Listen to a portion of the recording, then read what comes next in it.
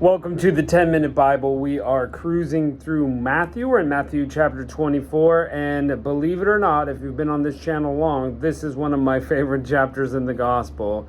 I do love prophecy, and who better to get it from than Jesus? Here we go, Matthew chapter 24, verse 1.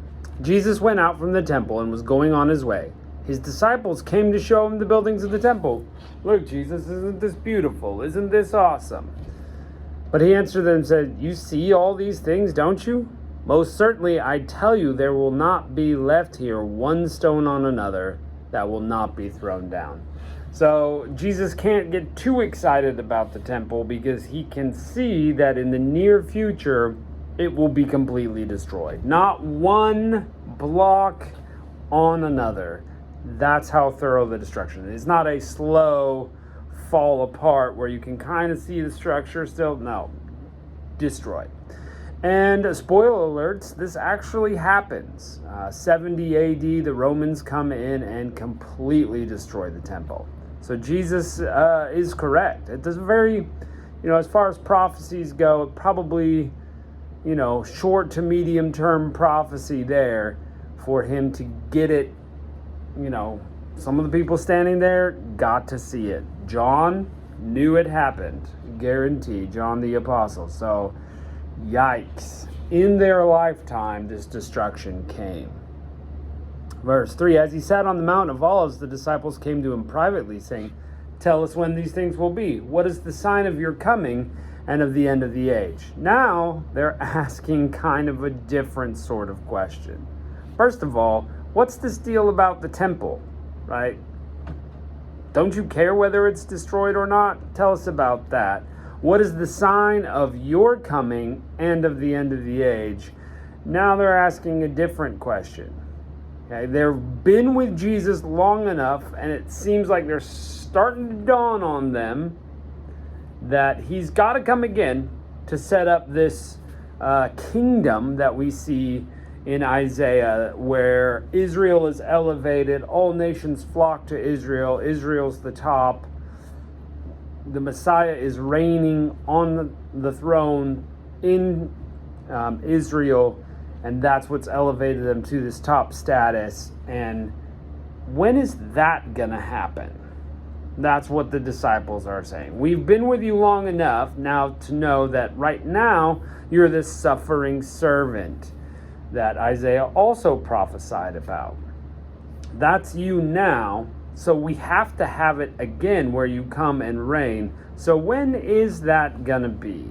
Because if you're not kicking the Romans out now, if this temple is being destroyed now, obviously you gotta come back. So let us know.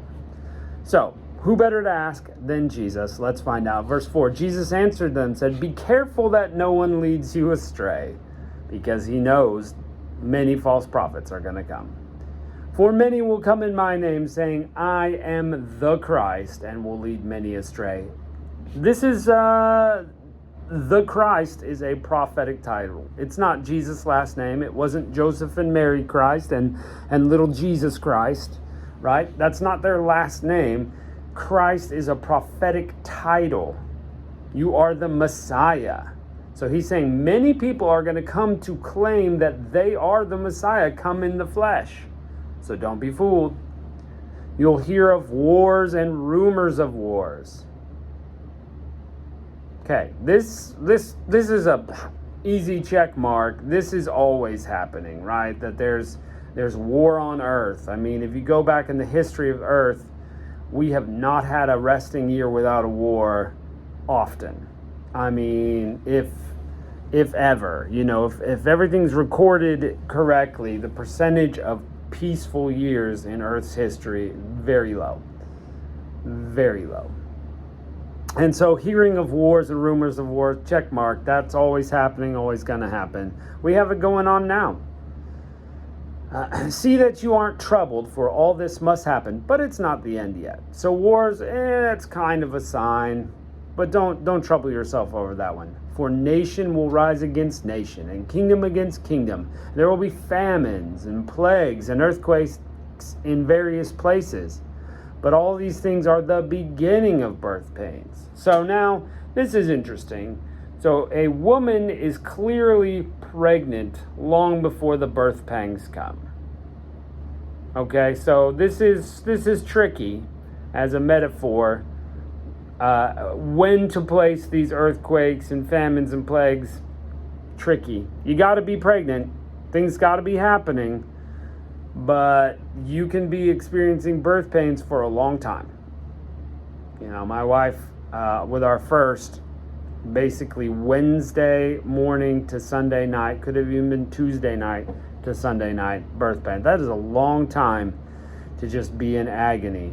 So things are warming up a little bit here when you're seeing famines, plagues, and earthquakes. Well, guess what? We see them. We see them. So Christ is right in his signs, but we're not really in the depth of the end times, according to Jesus' prophecy here. Verse 9, then they will deliver you up to oppression and will kill you. You will be hated by all nations for my name's sake. Okay, Christians, pay attention. You're going to be hated by all nations. Okay, is this a specific prophecy where it's saying, look, every nation is going to turn its back on you? Every single one. You're going to be hated. Or is this a general prophecy? Look, this is going to happen to you as my servants. Just get used to it. I mean, it does happen. We find hatred all the time. We find oppression in following Christ because, you know, they hated Jesus. Why would they not hate us also? So it's not really the in-depth signs of the end, but we're warming up, as we said.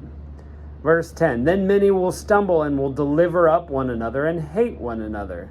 Many false prophets will arise and lead many astray. There's problems in the churches, right? Problems in the family. We're going to deliver each other up to be killed, to be arrested.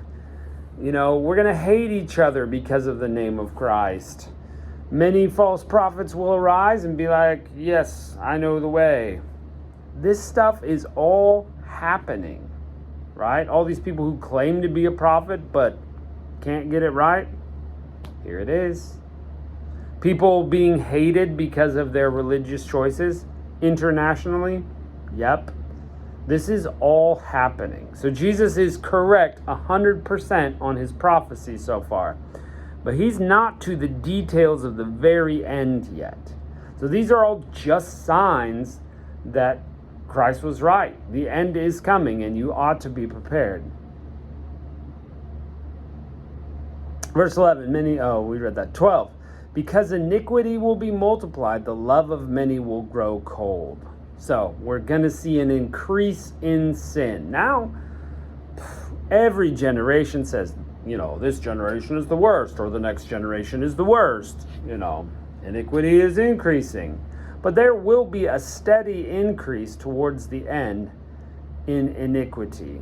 Sin will be on the rise. People will not love each other. They'll just do their own thing and continue to sin. You could begin to argue that we're seeing that. Hard to tell from a long-term standpoint because, you know, God has initiated revivals where worldwide people are getting saved.